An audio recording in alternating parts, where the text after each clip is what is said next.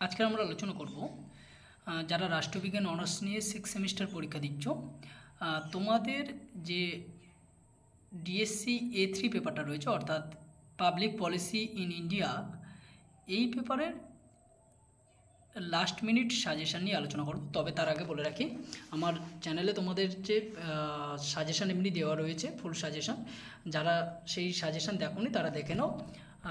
আর এই সাজেশানটা দিচ্ছি মূলত লাস্ট মিনিট, এই মুহূর্তে জাস্ট দেখে যাওয়ার জন্য। তো দেখো কি কি প্রশ্ন তোমাদের জন্য রেখেছি। তোমাদের যেটা একের দাগে রয়েছে, একের দাগে তোমাদের প্রশ্ন রেখেছি নীতিচক্রের অর্থ কী। 2 নম্বরে রেখেছি জননীতিকে কয়টি শ্রেণীতে ভাগ করা যায়। নেক্সট প্রশ্ন, জননীতির পর্যালোচনার ক্ষেত্রে চার্লস লিন্ডব্লোম প্রদত্ত মডেলের একটি গুরুত্ব লেখো। নেক্সট প্রশ্ন, রাষ্ট্রের গুটিয়ে যাওয়া বলতে কী বোঝায়।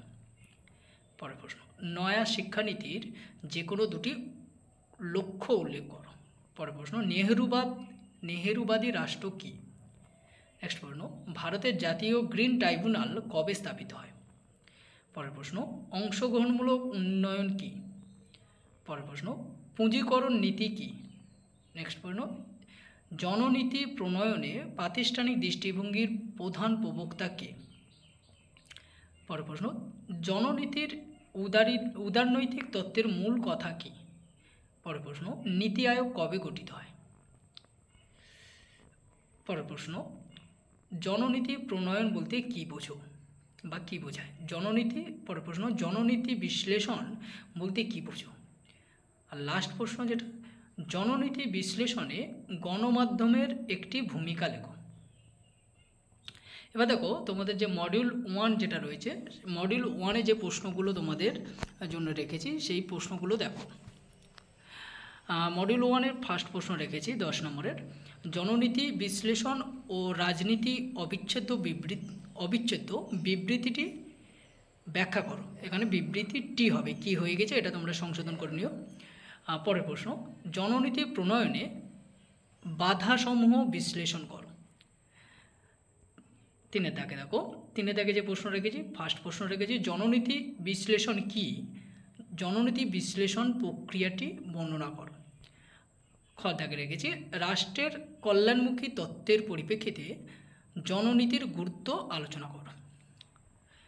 এবার দেখো তোমাদের মডিউল 2 যেটা রয়েছে, মডিউল 2 ফার্স্ট প্রশ্ন রেখেছি, 4 দাগের ফার্স্ট প্রশ্ন, 1991 সাল থেকে গৃহীত ভারতে বিলগ্নীকরণ নীতি আলোচনা করো। আর খ দাগে প্রশ্ন রেখেছি ভারতের দারিদ্র্য দূরীকরণ নীতি গ্রহণ গুরুত্বপূর্ণ কেন তা ব্যাখ্যা করো। 5-এর দাগে যেটা তোমাদের প্রশ্ন রেখেছি, 5-এর দাগের ফার্স্ট প্রশ্ন, ভারতের নীতি প্রণয়নে চাপ সৃষ্টিকারী গোষ্ঠীগুলির ভূমিকা আলোচনা করো। আর সেকেন্ড প্রশ্ন যেটা রয়েছে, ভারতের স্বাস্থ্যক্ষেত্রের নীতির উপায়ে সরকারি বেসরকারি মডেলের ভূমিকা মূল্যায়ন করো।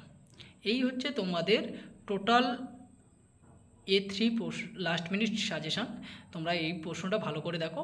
তবে বলবো যে শুধুমাত্র এই প্রশ্নের উপর ভরসা করে কেউ যেও না, এই প্রশ্নটা তোমরা ভালো করে দেখো, মূল সাজেশানটা তোমরা অবশ্যই ফলো করো। আর হচ্ছে আমার লাস্ট মিনিট সাজেশানগুলো বা এমনি সাজেশানগুলো তোমাদের কতটুকু গুরুত্বপূর্ণ বা কতটুকু কাজে লাগছে সেটা তোমরা একটু কমেন্ট করে জানিও। আজকের এই পর্যন্ত, আবার দেখা হবে অন্য কোনো ভিডিওতে।